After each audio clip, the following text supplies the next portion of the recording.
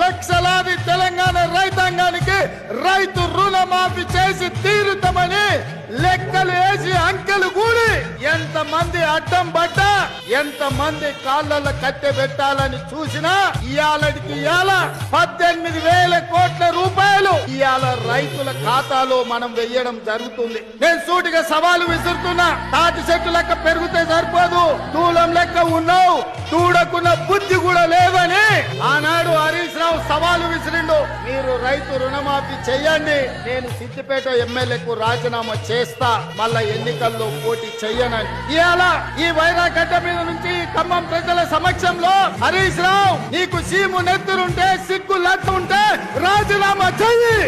నువ్వు కూడా నీ మామలాగానే సిగ్గు లేనోనివైతే ఏట్ల తుంకి సావు అని చెప్పి నేను ఈ సందర్భంగా చెప్పదలుచుకున్నా. ఆయననే నేనన్నా, హరీష్ రావు సిద్ధంగా ఉండు, సిద్దిపేటకు పట్టిన శని పీడ చీడ తిరగడవుతుంది, 15 ఆగస్టు లోపల 2 లక్షల వరకు రుణమాఫీ చేసి తీరుతామని మాట ఇచ్చిన.